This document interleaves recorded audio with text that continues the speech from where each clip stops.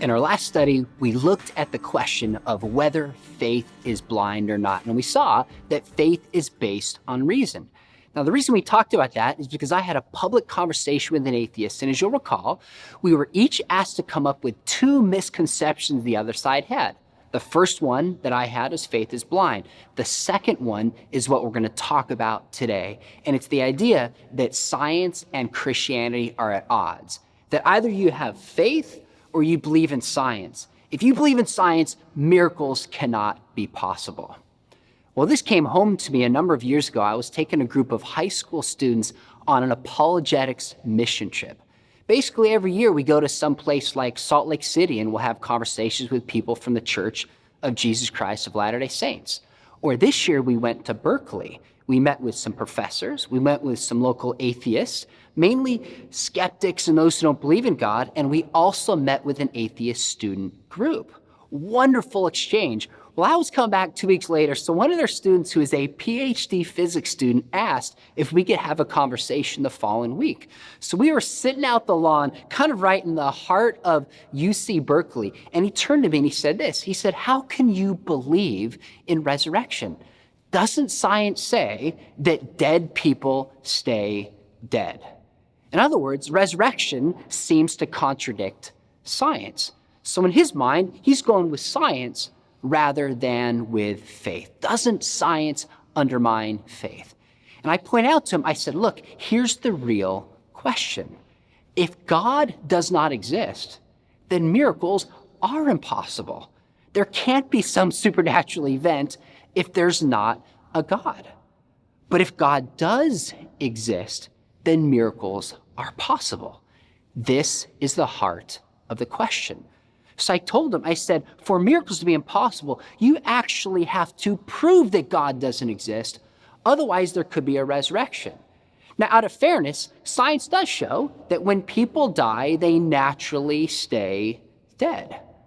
But a miracle is a supernatural claim that God has acted, God has intervened, God has worked through the laws of nature or above them to do a supernatural act. So really, the question of miracles is a question of worldview. Now, here's the way this sunk home for me recently that I think will help. One of the biggest trees, probably the biggest tree that's ever been known, is called the General Noble Tree. It's a sequoia tree, which is in Sequoia National Forest in central California. Now, just to imagine how big this tree was, it takes 18 grown men stretched arm to arm around the base of it just to get around it. This tree is simply massive. Well, when people first uncovered this tree, which, by the way, was probably starting to grow about 3,200 years ago. I mean, let that sink in. This is older than the time of King David and the time of King Solomon. When this tree was starting to grow 3,200 years ago.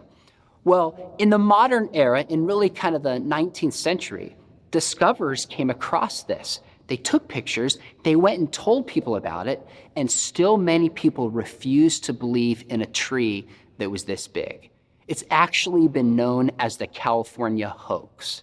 So what they decided to do is they went back and they cut down this tree, which is why now it's called the Chicago stump. They put it into huge logs, brought it to the 1893 World Fair in Chicago, and they showed it to people. And believe it or not, many people still believed it was a hoax. So they had testimony, they had pictures. They physically saw this tree and still refused to believe. Why? It's because their worldview was so strong.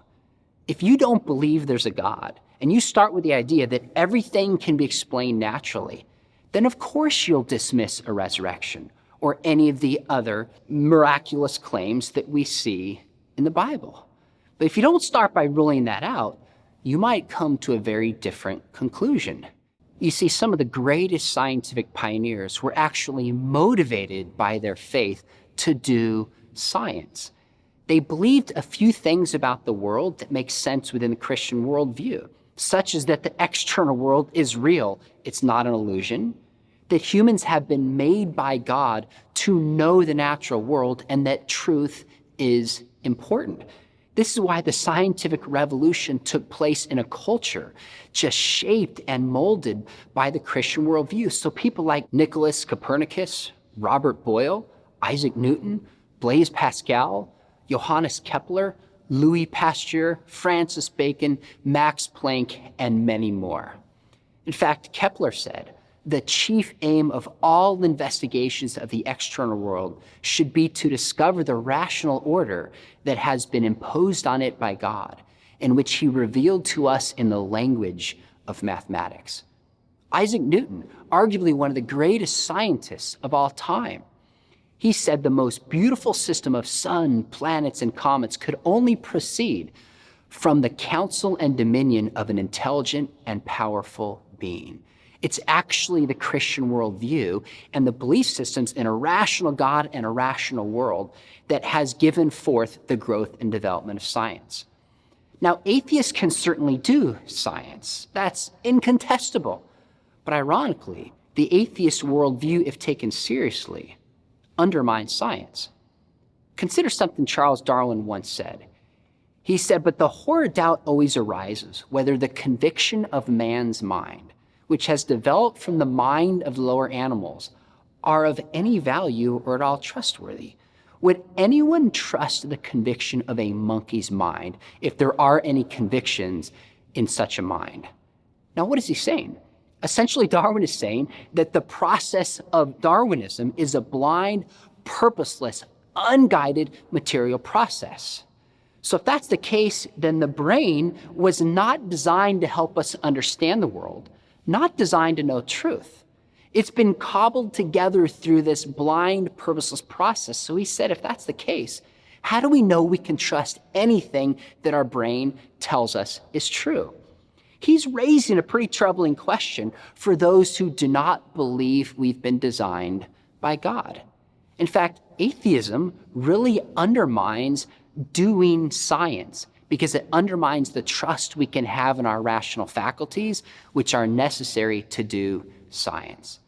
But this problem does not emerge for the Christian worldview because we've been made by God. We've been called by God to understand the world, and not only the Great Commission, but a cultural mandate to use the resources spread throughout the earth and benefit mankind. We've been made by a personal and a rational God and should be able to understand the world. Friends, there is no reason to think that science and faith are at odds. There's no philosophical reason, and there's also no good historical reason. That's why I'm excited in our next study, we're actually going to look at the positive evidence that points towards the existence of God. We'll see you then.